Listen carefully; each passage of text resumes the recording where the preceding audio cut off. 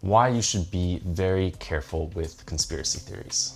Now, as the world is becoming more and more polarized, I'm seeing more and more of these conspiracy theories popping up that argue that there is a elite behind the scenes controlling your experience. And I recently saw one of my semi-heroes promoting this idea, Iman Gaji. Iman Gaji is London's youngest multimillionaire, and he has helped me build a business that allows me to live and work wherever I want. However, he recently posted a video titled, "I Will Get Canceled for This," in which he argues that there is a group of puppet masters controlling everything about our experience behind the scenes, and that if we don't step up to stop this from happening, we will be doomed to centuries of misery. He ends it by hinting towards there being one last chance to protect ourselves from this impending doom. Undoubtedly a product that he's created to help people gain financial freedom and start an online business like he did for me, which I obviously support. But Iman, I have to tell you that by promoting this conspiratorial narrative, even if it is a very effective sales method, and even if you believe strongly in the message, I have to caution you against doing this and tell you that you are most likely harming way more people's lives than you actually realize. And to explain why, let me briefly tell you my story. To do that, we need to go back to 2015. So I am 16 years old. I'm living in Hawaii with my mom and my brother, as my dad is wandering around Australia in search of a farm to live on. I'm on the phone with him in my room, 16 years old, and he's telling me that he doesn't know why I'm risking my life by staying in Hawaii. He's urging me to come to Australia to live with him on a farm to be safe from the impending economic, civil, and food crises. He wants me to drop out of high school, to break up with my girlfriend, and to move out there and live with him. Now, I have no idea what to do. I'm 16 years old, obviously. This is a very hard decision to make. But this is actually nothing new, because my entire life has been dictated up to this point by this fear of crisis. My whole life, our family jumped from place to place. I learned to live out of a backpack and a suitcase. We never lived in one place for more than a few years. Sometimes for about a year or two, we were jumping place every few days, every week. We didn't have a place to live, and we would just house sit from one place to the other in Hawaii. Now, by the time I'm 16 and we're having this phone call, my dad has finally made it to the place that he's been wanting to move to all this time, Australia. He went there alone in order to search for a farm, a sanctuary, a community of sorts where we could grow our own food and be insulated from the impending crises I mentioned earlier, which he believes are not occurring as just a result of nature, but actually orchestrated by a global elite of sorts, puppet masters, as Iman refers to them, and that we must do everything we can to protect ourselves from this grand plan, this agenda.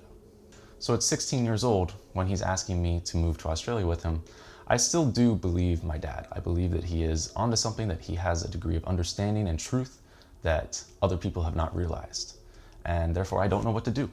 I eventually do stay in Hawaii. I buy an Australian visa that allows me to travel there at the drop of a hat if I need to, but I stay in Hawaii until I leave for college a few years later.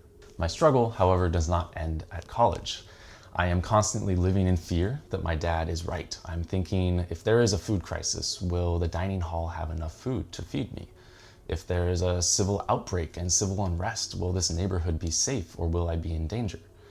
I'm always thinking about these things, and I'm writing these plans, these documents I still have of what I would do in this situation, what I would do in this situation, how I would escape the US, how I would protect myself.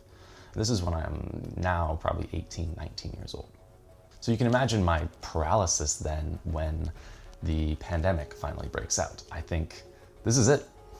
This is the end. This is what he was predicting the entire time. And I return to Hawaii. I'm trying to do my best to get close to a food supply, and I find security in my friends and my family, but my dad is not there. And my dad's and I relationship begins to deteriorate pretty rapidly. This is because, as you might imagine, he has a different narrative around what the pandemic actually is. And he and I start to disagree more and more about what is true, and eventually I attempt to just give it up and I ask for a relationship without any of our beliefs involved, if we could just have a father and son relationship. However, he feels that the threats facing us are too real, and that if he were to ignore them and not discuss them with me, he would be ignoring a part of himself and he wouldn't be staying true to himself, and he couldn't do that. As I recall him putting it to me over the phone one time, I am concerned with a relationship and he is concerned with survival. This takes us to the present day. I'm 23 years old, I'm a senior in college, and I don't really have a relationship with my dad anymore. But here's what I've realized. Conspiracy theories are very seductive to people like me who, consciously or unconsciously, believe that if we are not superior to other people, we are not worthy of being loved. And Iman, I think you and I are the same in this vein, brother. We both are ambitious young men. We value having an extraordinary life, doing things differently from other people, and overall just being better, quite frankly. And to think that we understand something that other people don't, that we're in on a secret about the puppet masters or whatever it may be, it's very tempting. It helps us feel very, very special. It makes us feel worthy. But this is a really dangerous thing to do, especially when we try to get others on board with our beliefs. By this point, your message has probably incited thousands of people to now believe that they have an understanding that other people don't, that they are on the inside, that they're special and other people are sheep and haven't figured it out yet. And this is very destructive. It might do a great job for selling your product, but it's going to destroy these people's relationships.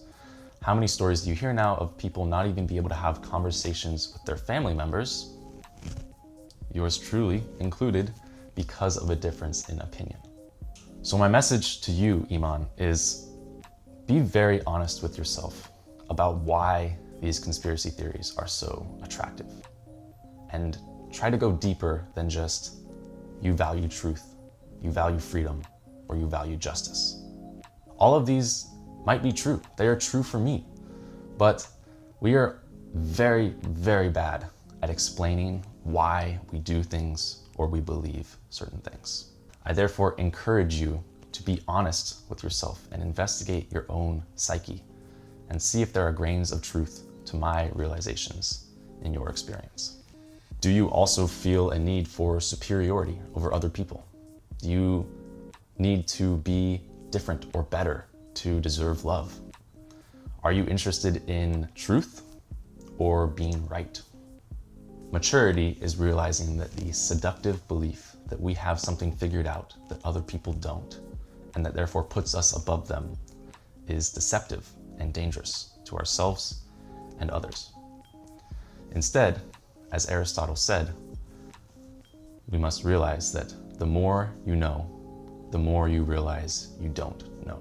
We can, and eventually we must, hold certain opinions and stand for something. I very much agree that we need to stand up for our rights. We need to defend certain things about our freedoms of speech and ensure that these things aren't taken away from us. 100% agree. I'm not advocating for standing on the sidelines and not doing anything. What I'm advocating for is holding these opinions and actually striving for truth and understanding instead of self-aggrandizement, because we need to feel validated by our feeling of being right. Now, it's very hard to prioritize truth and understanding over being right when we derive our self-worth from being right. So that means that I think for you and I both, there is a lot of inner work that needs to be done. There's a lot of understanding that we need to come to and realize about our own self-worth not being derived from our outperforming other people. But I can tell you from the little bit of progress that I've made in this vein that it is absolutely worth it. I now live with much more inner peace, contentment, happiness, and love when I'm not trying to consistently outperform everyone else to deserve my own existence in the world. And I truly do not believe that this makes me less capable of protecting myself and others from potential dangers in the world or forces or authorities that might be trying to restrict my freedoms. In fact, I believe I'm even more capable of doing this since I am now coming more from a place of love rather than fear. And love always wins. So to summarize, do the work, my friend. Be humble and understand that you don't have to be right to be worthy of love. Be very careful in proclaiming that you have discovered the truth, because this is a very dangerous idea and it can do a lot more harm than good. Now, like any good YouTuber, I must ask that you please share this video with anyone that you think could benefit from this message, which I think are a lot of people, honestly. So please do that if you know anyone, and if you also want to join me on my journey of actually introspecting into ourselves and finding the ways in which our behavior and our opinions and our way of acting in this world is perhaps driven by things that we don't fully understand or fully realize. And being honest with ourselves, looking internally and doing the work to become the best version of ourselves. In that vein, I will attach a video here that goes over the lessons that I learned in my first year of therapy at 21 years old, which I think is very relevant to a lot of the topics that we've discussed here. And mahalo for watching, everyone. Take care, and I'll see you next time.